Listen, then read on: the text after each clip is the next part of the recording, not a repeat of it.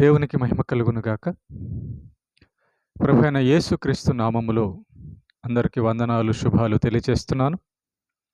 ప్రేమైన దేవుని పిల్లలారా, మీరందరూ కూడా ఆత్మ సంబంధమైన జీవితంలో ప్రతిదినము అభివృద్ధి పొందుతున్నారా? మనమందరం కూడా అలాగా అభివృద్ధి పొందాలని దేవునికి ప్రార్థన చేస్తూ ఉన్నాం.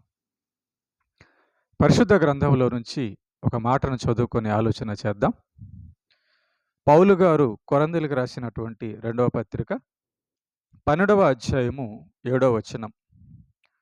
నాకు కలిగిన ప్రత్యక్షతలు బహు విశేషముగా ఉన్నందున నేను అత్యధికముగా హెచ్చిపోకుండు నిమిత్తము నాకు శరీరములో ఒక ముళ్ళు నేను అత్యధికముగా హెచ్చిపోకుండు నిమిత్తము నన్ను నలగగొట్టుటకు సాతాను యొక్క దూతగా ఉంచబెడెను.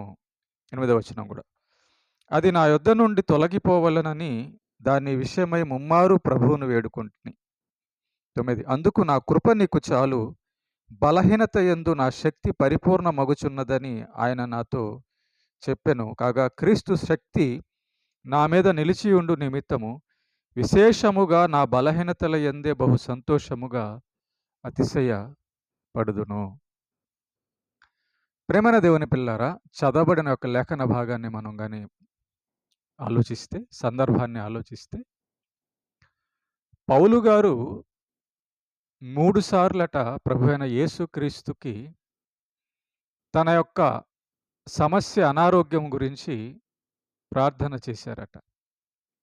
ప్రభువా, నాకు ఈ సమస్య ఉంది, ఈ సమస్య నన్ను బాధ పెడుతుంది, ఈ సమస్య నన్ను నలగొడుతుంది అని చెప్పి ప్రభువుకు పౌలు గారు ప్రార్థన చేసినప్పుడు ప్రభు ఇచ్చినటువంటి సమాధానం ఏంటంటే, ఫస్ట్ ప్రార్థనకి జవాబు, సెకండ్ ప్రార్థనకి జవాబు, మూడో ప్రార్థనకి జవాబు. 3 సార్లు ప్రార్థన చేయవలసింది వచ్చింది పౌలు గారు ఆ విషయమై, ఆ టాపిక్ విషయమై. అంటే 3 సార్లు పౌలు గారు ప్రార్థన చేయవలసి వచ్చిందంటే ఒకసారి ఆలోచించండి. పౌలు గారు ఎంత సమస్యను ఎదుర్కొని ఉంటే, ఎంత బాధపడుతుంటే 3 సార్లు ఆ యొక్క సమస్య గురించి ప్రార్థన చేశారు. అయితే ఒక భక్తుని యొక్క జీవితంలో ఒక కష్టము, ఒక సమస్య, ఒక బాధ రావడం అనేది దేవుని యొక్క చిత్తమైతే, అంటే పౌలు గారు ఏ పాపము చేయలేదు. పౌలు గారు మంచిగా దేవుని యొక్క భక్తిలో నడుస్తున్నారు, సువార్త చేస్తున్నారు, ఆత్మల భారము సువార్త కలిగి ఉన్నారు.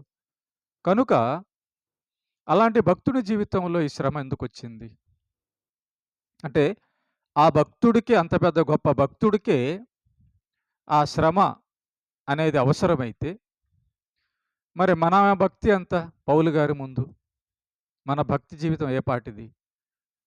కనుక ప్రేమని దేవుని బిడ్డలారా, ఆలోచించండి. దేవుడు ఎవరిని కూడా నరకానికి పంపించాలన్న ఉద్దేశము కలిగి లేడు. వారంతట వారు నరకానికి ఎన్నుకుంటారు, వారంతట వారు దేవునికి దూరం అవుతారే తప్ప ఎవరు దూరం అవ్వాలనుకునేవాళ్ళు. దేవుడు మాత్రం ఏ మనిషిని నరకానికి పంపించాలని నరకాన్ని చేయలేదు. సరే, పౌలు గారి విషయానికి వచ్చేసరికి తన యొక్క శరీరంలో ఒక ముళ్ళు ఉంచబడిందని మనం చూస్తూ ఉన్నాం. అది నన్ను నలగగొడుతుంది, బాధ తెస్తుందని చెప్పి పౌలు గారు చెబుతున్న మాట మనం చూస్తూ ఉన్నాం. ఎందుకు ఈ యొక్క బాధ, ఈ యొక్క నలుగు పౌలు గారి యొక్క శరీరంలో ఏర్పాటయిందంటే,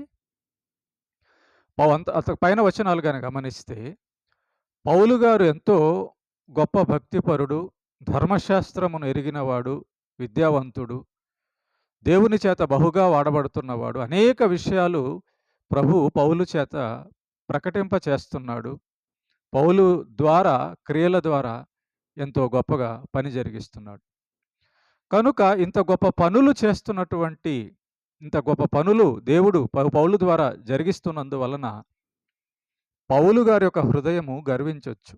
నేను ఇంత గొప్పవాడినా, నేను ఇంత గొప్ప పనులు చేస్తున్నాను కాబట్టి నేను ఎంత గొప్పవాడినై ఉంటే దేవుడు నన్ను వాడుకుంటున్నాడు అనే ఆలోచన, హెచ్చింపు, గర్వము వచ్చే ప్రమాదం ఉంది.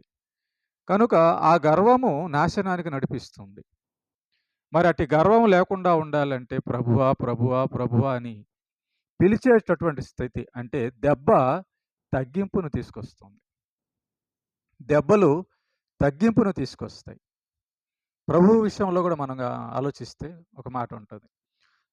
ఆయన శ్రమల వలన విధేయత నేర్చుకొనెను అనే మాట మనం చూడగలం బైబిల్‌లో. అంటే దెబ్బలనేవి దేవుడు మన భక్తిపరుడు యొక్క జీవితంలో ఒక అనుమతి ఇచ్చే దెబ్బల వలన మేలే గాని నష్టమేమి ఉండదు. పాపులకు తగిలే దెబ్బలు ఉంటాయి. ఆ దెబ్బలు గూడా వాళ్ళ మార్పు కోసం అర్థం చేసుకుంటే, మారు మనసు పొందితే.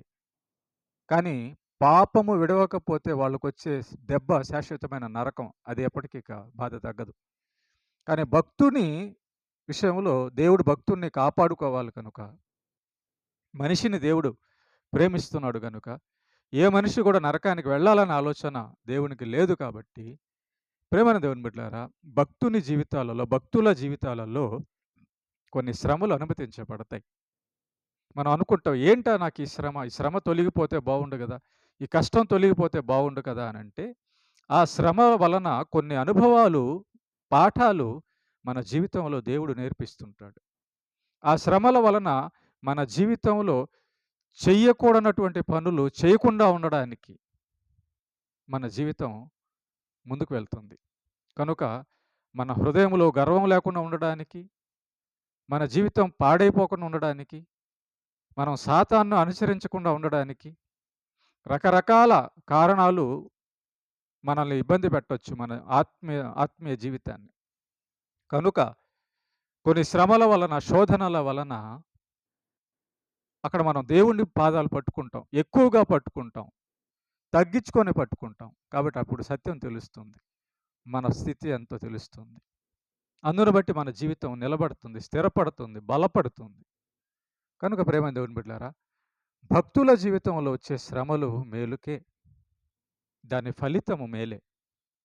కనుక శ్రమ వచ్చినప్పుడు, కష్టం వచ్చినప్పుడు కంగారు పడిపోకుండా, ఏదో అయిపోకుండా, ఏదో ఆలోచించకుండా, దేవుణ్ణి దూరం చేయాలన్న ఆలోచన కలగకుండా, దేవుణ్ణి దూషించకుండా, దేవుని మీద నిందేయకుండా ప్రార్థనలో వెళ్ళాలి. వాక్యం చదువుతూ వెళ్ళాలి. వాక్య ప్రకారం నీతిగా బ్రతుకుతూ వెళ్ళాలి. ధైర్యంగా ఉండాలి. విశ్వాసంగా ఉండాలి. అప్పుడు దేవుడు అన్ని విధాలుగా మనకు తోడై ఉండి కడ వరకు, పరలోకం చేరే వరకు కూడా నడిపిస్తాడు. కాబట్టి శ్రమ భక్తుని జీవితంలో మంచిదే. ప్రార్థన చేద్దాం. కృప కలిగిన మా కన్న తండ్రి, ఇదిగో నాయన పౌలు గారి విషయంలో మేము చూసాము. శ్రమ పౌలు గారి యొక్క జీవితంలో మేలే చేసింది. కనుక తండ్రి, మా జీవితాలలోనైనా ఇదిగో నాయన నీ ముందు నీతిగా బ్రతకడానికి మాకు కావలసినవన్నీ కూడా అనుమతించండి. నీ కొరకు నాయన మేము బ్రతికే నాయన మనస్సును దయచేయండి. కష్టమైన, నష్టమైన ప్రభువా, నీ కొరకు ఎల్లప్పుడూ నాయన నీ పాదాల దగ్గర కనిపెట్టుకొని పరలోకం వెళ్ళే వరకు కూడా అన్ని విషయాల్లో తండ్రి నిన్ను సంతోషపెడుతూ, కష్టపడుతూ నాయన నీ యొక్క వాక్యంలో బ్రతకడానికి కృప చూపించండి. నీవు మంచి దేవుడవు, మంచి తండ్రివి, సృష్టికర్తవు, శక్తిమంతుడవు. మించి భారము మోపేవాడవు కాదు. నీకు తెలుసు మా యొక్క ఎంత మోయగలమో, ఎంత చేయగలమో ప్రభు. కనుక నీవే సమస్తాన్ని చేసే శక్తి దయచేసేవాడవు. మా జ్ఞానం శక్తి కాదు. ఈ వాక్యం వింటున్న వారందరినీ బలపరచండి, ఆదరించండి. క్రీస్తు పేట ప్రార్థిస్తున్నాం తండ్రి. ఆమేన్.